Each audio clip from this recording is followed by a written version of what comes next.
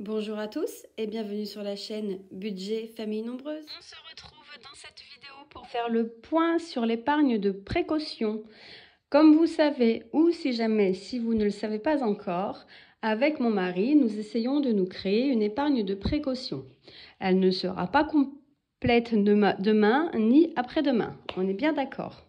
Mais bon, Paris ne s'est pas fait en un jour comme on dit. Alors nous, concernant l'épargne de précaution, nous souhaitons, donc celle-ci c'est concernant mon mari, fonds d'urgence 1 500 €, fonds alimentaire 1 200 € et fonds de sécurité 5 500 €. Ce qui lui ferait un total de 7 700 € sur son épargne de précaution. Et nous avons la même chose de mon côté. Tout pareil. Alors maintenant, on va vous expliquer, enfin je vais vous expliquer, tout du moins, essayer. Donc, de vous montrer en fait comment nous on voit les choses concernant cette épargne, comment on a calculé notre épargne de précaution. Alors l'épargne de précaution, pour moi, elle est indispensable. Que ce soit bien évidemment tout de suite ou plus tard, il est indispensable d'avoir une épargne de précaution. Alors je vais essayer d'écrire en même temps de vous expliquer, car ça peut être plus simple pour vous. Vous me direz pour vous si c'est plus simple ou non quand j'écris, quand je fais des vidéos d'explication. Mais en tout cas, je vais essayer de faire comme ça. Je vais essayer aussi de zoomer peut-être un petit peu. Pardon. Alors, déjà, dans un premier temps, qu'est-ce que l'épargne de précaution? Donc, c'est quoi? Je vais essayer de mettre des couleurs, comme si on faisait des petits chapitres. Donc, c'est quoi l'épargne de précaution? Alors, c'est tout simplement une somme d'argent. Donc, c'est une somme d'argent qu'on met de côté. Donc, une somme d'argent qu'on met de côté pour faire face aux imprévus. C'est-à-dire, un exemple d'imprévu, ça peut être une baisse ou une perte de salaire. Donc, baisse ou perte de salaire. Par exemple, il nous manque 500 € sur notre salaire. Et ben, pour éviter d'être à découvert à la fin du mois, et ben, on va récupérer ce qui nous manque sur cette épargne. Ça peut être une urgence, par exemple, changement d'une chaudière, d'un frigo ou autre. L'urgence, quoi. Donc, un changement de chaudière. Et ça peut être aussi un oubli de facture. Des fois, on pense avoir rien oublié. Et puis, en fait, arrive la facture qu'on avait oubliée, qui n'était pas du tout prévue dans le budget du mois. Donc, on prend la somme d'argent correspondant à notre imprévu de cette épargne. Bien évidemment, on fait ce qu'on a à faire avec. Et après, elle doit absolument, ça c'est pour moi un impératif, donc en priorité, il faut bien évidemment la reconstituer. C'est-à-dire que si on a pris 500 €, on essaye de remettre 500 € pour reconstituer notre épargne de précaution.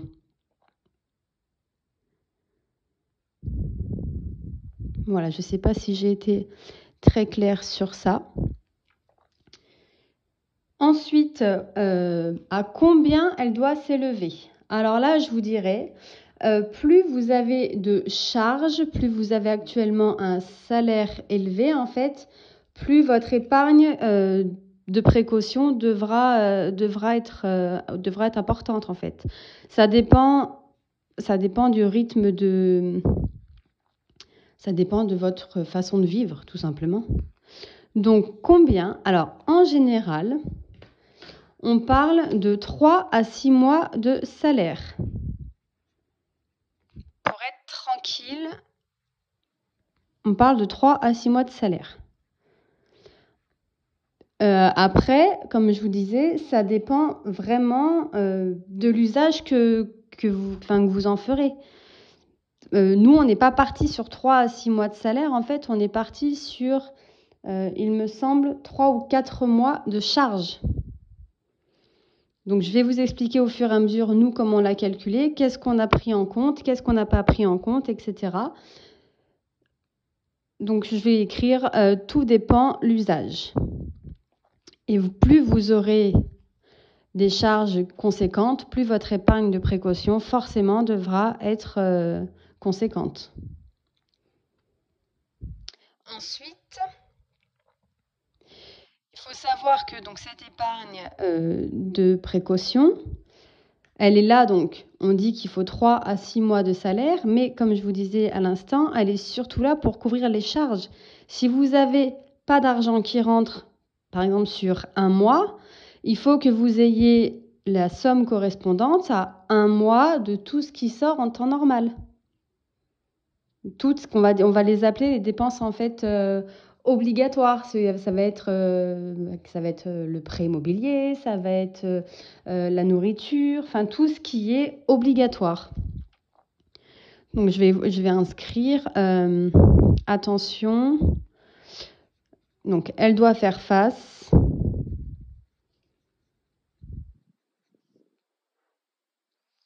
aux dépenses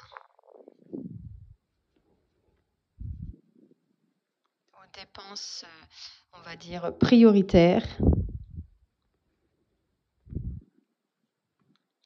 sur le nombre de mois choisi.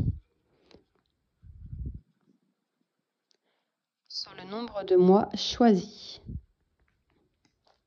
C'est-à-dire que vous décidez d'avoir une épargne de précaution pour 4 mois. Ça veut dire que pendant 4 mois, vous avez 0 € qui rentre, mais vous pouvez toujours payer toutes vos charges mensuelles, vous nourrir et bien évidemment aller au travail.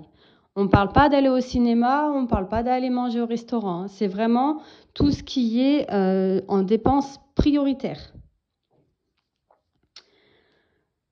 Pour avoir un train de vie en fait minimal, ça veut dire on va pas, pour moi en tout cas, hein, je répète, c'est en fonction de moi. Après vous pouvez voir en fonction de vous, mais pour moi, je trouve que si on n'a pas de salaire, si on a un gros souci, on a une perte d'emploi, une perte de salaire, on n'a rien qui rentre, et ben c'est pas le mois où on va aller faire du shopping, c'est pas le mois où on va aller se faire plaisir. Non, on va se restreindre au maximum pour éviter de vider en fait notre épargne de précaution, parce qu'après une fois qu'on tape dedans, il faut la reconstituer cette épargne. Donc moins on prend, mieux c'est. Même si elle est là pour ça, on est bien d'accord, mais on n'est pas à l'abri que dans 2 ou 3 mois, notre problème recommence. C'est surtout ce qu'il ne faut pas oublier. Parce qu'avoir une épargne de précaution et se dire « oui, mais bon, allez, ce mois-ci, j'avais envie de m'acheter un salon de jardin », c'est bien, on a l'argent, ok, on le fait. Par contre, si le mois d'après, patatras, une grosse galère arrive, on va regretter d'avoir acheté le salon de jardin avec cette épargne-là, hein. En tout cas, pour nous, hein, je répète, c'est nous, notre façon de voir. Donc après, pour nous, alors je prends mes petites feuilles hein, parce que j'avais bien évidemment fait une petite trame pour moi, ce que je voulais vous expliquer. Et on va passer à l'exemple pour nous. On va laisser ça comme ça. Non, de toute façon, on n'y voit pas, puisqu'il faut que je zoome. Alors, nous, voilà. Donc, nous. Je vais l'écrire en gros parce que c'est bien nous. Moi, mon mari, mes enfants et moi. Nous, on a choisi en fait 3 mois. 3 mois de côté. Mais bien évidemment, c'est nous. Vous pouvez faire 2 mois, vous pouvez faire 6 mois. Vous faites comme bon vous semble. Chacun fait en fonction de son foyer et de ses habitudes. Il ne faut surtout pas prendre exemple sur des sommes que je peux vous donner, car c'est des sommes qui vont correspondre à notre train de vie. Donc, nous, actuellement, comme vous savez dans mon budget, nos charges mensuelles, prioritaires, je parle, sont à 2 835 €. Vous savez, c'est la partie que je mets sur le budget à gauche, la partie qui correspond au compte du Crédit Agricole. Donc, on a fait 2 835 fois 3, ce qui correspond à 8 505 € pour avoir 3 mois juste concernant les charges, c'est-à-dire tout ce qui est prélèvement. Ensuite, dans notre alimentation, nous avons un budget à 600 € par mois. Donc pour ceux qui me suivent, je ne prends pas en compte les 40 € de miel, je ne prends pas en compte les 40 € de boulangerie que je mets par mois. Je prends vraiment mon minimum, c'est-à-dire 600 €, parce que si je dois aller acheter un morceau de pain, à ce moment-là, j'achèterai mon morceau de pain avec ces 600 € là. On se serrera la ceinture, mais voilà, c'est pas de chichi en fait. On va droit au but, comme on dit. Donc les 600 € fois 3, c'est égal à 1800. On a rajouté dedans le carburant. Donc plus le carburant, puisque moi personnellement, je peux aller au travail à pied ou à vélo. Par contre, mon mari, il est obligé de prendre la voiture. Donc actuellement, on est environ à 300 € par mois. Parce qu'on a les activités extrascolaires des enfants qui ne sont pas dans notre ville. Donc on est obligé de prendre la voiture pour les amener. Mais s'il y a problème, on les amènera pas. Hein. Ça, c'est sûr, hein, c'est restriction pour tout le monde. Hein. Donc on a compté 200 €, ce qui fait donc 200 fois 3, qui est égal à 600 €, soit au total 600 plus 1800, donc on est égal à 2400 €. Ça, j'aurais pas dû l'encadrer parce que c'est ce total-là qu'on va prendre en compte. Et ensuite, en urgence, donc notre fonds d'urgence qui sert à, par exemple, le changement. L'urgence, pour moi, c'est quelque chose qui arrive soudainement. Hein. La chaudière lâche, mince, il faut qu'on puisse la changer. Le frigo tombe en panne, il faut qu'on puisse le changer. On ne peut pas rester sans frigo, sans chaudière, en fait. Surtout que nous, la chaudière, c'est chauffage et eau chaude. Donc, faire chauffer l'eau à la bouilloire sur le gaz, on va le faire 1 ou 2 fois, mais au bout d'un moment, ça va vite nous pomper l'air. Donc, urgence, on a dit qu'on voulait donc 3 000 €. Si on fait le total, donc je vais prendre ma petite calculatrice.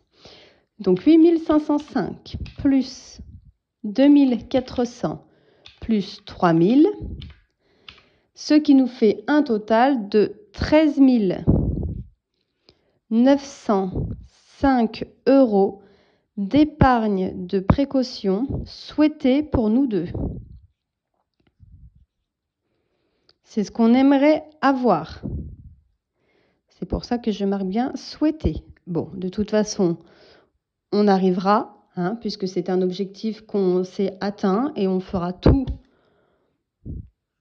pour pouvoir y arriver. Et vous serez là au fur et à mesure pour voir l'évolution. Voilà, donc nous, on a décidé pour 3 mois d'avoir 13 905 € d'épargne de précaution. Donc, comment on s'est organisé? Là, j'ai eu plusieurs questions d'ailleurs concernant pourquoi, en fait, nous, on avait séparé notre épargne de précaution. Alors, pour plusieurs raisons, mais déjà, on va finir cette partie-là et je vais vous expliquer pourquoi. Donc, nous, on a dit 13 905 €. Divisé par 2, donc 13 905 € divisé par 2, ça fait du 6 952,50. Donc, soit 6 952,50 chacun. Donc, sachant que cette épargne de précaution, alors pour moi, je l'appelle épargne de précaution. Je différencie épargne et fonds, puisque un fonds, pour moi, est là, en fait, pour avoir des mouvements sur ce livret, alors que l'épargne, pour moi, à la base, il ne doit pas y avoir de mouvement, puisque c'est de l'argent épargné qu'on a mis de côté. Donc, celle-ci, en fait, il est plus avantageux de la mettre sur un livret qui rapporte. Actuellement, le livret qui rapporte le plus, c'est le LEP. Puisque le LEP, jusqu'à aujourd'hui, il est à 6,10%. Donc, il est bien plus élevé que le livret A, le LDDS. Où il y a encore plus que le compte sur livret. Sauf que celui-ci, il est plafonné à 7 700 €. Pourquoi je mets une virgule, moi? De mieux en mieux, à 7 700 €. Voilà, il est plafonné à cette somme-là. L'épargne de précaution qu'il nous faut est de 13 905. Donc, on ne peut pas la mettre sur un LEP, puisqu'on va dépasser le plafond. Et une fois qu'on a atteint les 7 700, on ne peut plus faire de versement. Il n'y a que les intérêts qui peuvent se cumuler. Donc, on a décidé de la diviser en deux pour pouvoir remplir un LEP chacun. Et on a décidé en fait de le plafonner, puisqu'on est à 6 952 et qu'il est à 7 700.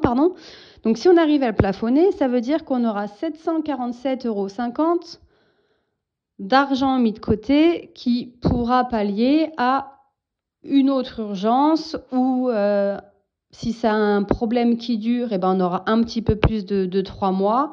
Voilà, on ne s'est pas pris la tête, en fait, on ne s'est pas dit on s'arrête à 13 905, on va aller plus loin. Donc, on a dit 7 700 x 2, ça fait du 15 400. Donc, notre objectif, au final, il est d'avoir 15 400 € pour tous les deux. Mais on a besoin vraiment de l'épargne de précaution de 13 905 pour avoir 3 mois, tranquille, sans rentrée d'argent. Ensuite, pourquoi on a donc décidé, hormis le fait qu'on ne puisse pas plafonner, pourquoi on a séparé en deux cette épargne de précaution? Puisque c'est une épargne de précaution pour la famille, pour nous 6, mais on l'a quand même séparée. Tout simplement, comme je vous disais, parce qu'on ne peut pas, le LEP, il n'existe pas en fait en livret joint. C'est en livret personnel, individuel. Donc livret joint. Non. Voilà. Et pourquoi du coup on ne le met pas sur un compte sur livret? Parce que le compte sur livret est à 0,5% d'intérêt variable. Donc aucun intérêt de placer une telle somme sur un compte sur livret. Et aussi sur conseil de notre banquier, à l'époque en tout cas, nous avait dit, si jamais, et on a vu malheureusement ce problème avec le décès de notre grand-père, du grand-père de mon mari, si l'un ou l'autre, si mon mari ou moi venons à décéder, les comptes sont bloqués. Or, tout ce qui est compte joint, en tout cas, on ne peut pas forcément... il y a un micmac avec les notaires, je ne vous explique pas le travail. Autant des fois, ça peut aller très rapidement, autant des fois, ça peut mettre plus de 6 mois pour avoir accès au compte. Donc là, si jamais moi, je viens à décéder ou mon mari, donc ce qui veut dire un salaire en moins, puisque forcément, il y en a un des deux qui n'est plus là, donc il y a un salaire en moins, donc il y a une perte de revenus. L'autre, malgré le malheur, peut continuer à faire face côté financier pour la maison et pour les enfants. On fait en sorte de protéger mutuellement, s'il nous arrivait malheur, que celui qui reste avec les enfants ne soit pas, en plus du chagrin, mis sur la paille. Tout simplement, comme la maison, on est assurés tous les deux à 100%, ce qui veut dire 200%. Donc, si l'un ou l'autre vient à décéder, en fait, le prêt est totalement pris en charge par l'assurance. On paye peut-être cher, mais c'est vraiment notre souhait, c'est de pouvoir être tranquille. Il nous arrive un malheur à l'un ou à l'autre, on ne laisse pas l'autre dans la panade. On aura pensé à faire les choses avant. Donc, du coup, un LEP chacun en cas de décès. Donc, le LEP, du coup, chacun le sien. pour faire face à un décès, mais aussi en cas de séparation. Malheureusement, on n'est pas à l'abri, même si je ne le souhaite pas du tout, hein. Si jamais on doit se séparer, pas de chichi en fait. Chacun a son épargne mis de côté, chacun a son épargne de précaution. Tout est parti en fait du compte joint, puisque c'est très important de savoir que, par exemple, si vous versez donc de l'argent, je recommence ma phrase. Si vous virez de l'argent de votre compte personnel à votre livret, à votre compte sur livret joint, un jour, s'il y a séparation, il va falloir prouver que ça vient bien de votre compte personnel si jamais vous voulez récupérer cette somme d'argent, parce qu'elle est sur le compte joint. Or que là, si vous virez donc de l'argent à partir d'un compte joint sur un livret, c'était de l'argent à tous les deux, mais il vous appartient. Je ne sais pas si j'ai été très claire. En cas de séparation, l'un ou l'autre peut enquiquiner l'autre pour savoir d'où viennent les fonds. Donc nous, c'est pour ça qu'on a décidé à chaque fois, donc on fait partir du compte joint, puisque c'est notre argent à tous les deux, hein, et que quand on est ensemble, on s'en fiche de qui gagne plus ou pas. Le but, c'est d'avoir de l'argent ensemble et d'avoir des projets ensemble. Et donc, tout part du compte joint pour aller dans nos épargnes. Et on remet à chaque fois les mêmes sommes. Vous voyez, au mois de mai, dans notre fonds, dans notre épargne de précaution, on était à 675 € pour lui. Et pour moi, si on regarde, pareil, on était, vous voyez pas, on était à 675 € aussi. Donc, on met tout pareil en fait. On se protège pour tout parce qu'on dit toujours des fois que oui, mais si jamais on se sépare, t'inquiète pas, on se sera cool, on fera les choses bien. Non. On ne sait pas les causes de la séparation quand on se dit ça, on ne sait pas ce qui peut se passer. Bref, il vaut mieux mettre toutes les choses à plat du départ. Au plat, comme si je parlais des œufs au plat. Pardon. On met toutes les choses à plat du départ. C'est comme si l'autre meurt, donc on a fait en sorte, on sait ce que l'autre veut. C'est des choses qui sont pas drôles, mais c'est des choses qu'il faut parler avec votre conjoint, avec vos enfants, avec vos proches. Donc voilà, nous, on a décidé donc d'avoir 3 mois, je rappelle, en épargne de précaution. Il est recommandé, donc d'après les sites de finances personnelles, d'avoir 3 à 6 mois de salaire. Nous, on a décidé d'avoir 3 mois de charge. Donc, il y a 0 € qui rentre, c'est pas grave. On peut payer notre maison, on peut payer à manger, on peut partir au travail. Tout sera pareil, c'est juste qu'on fera par contre aucun loisir, aucun extra. Mais ça, c'est normal, puisque s'il n'y a pas de salaire, on ne peut pas trop s'écarter. Donc voilà, nous, on est parti sur 3 mois de salaire. Et on a décidé de de donner des noms. Donc le fonds alimentaire, ce qui nous fera 1 200 € chacun. Je reprends mon petit... Parce que je me suis un peu écartée là. J'espère que je ne vous ai pas perdu en route. Notre fonds d'urgence, du coup, on avait dit qu'on voulait 3 000. Donc ça fait 1 500 € chacun. Notre fonds alimentaire, il est égal à 2 400, puisqu'il y a 1 800 € d'alimentation, donc ce soit 600 € par mois, et 200 € de carburant par mois, donc ce qui fait 2 400 €, qui correspond donc, on l'a appelé fonds alimentaire, à 1 200 € chacun. Et notre fonds de sécurité, donc on avait 8 505 pour nous deux. Donc, j'ai pas compté d'ailleurs ça. Attendez,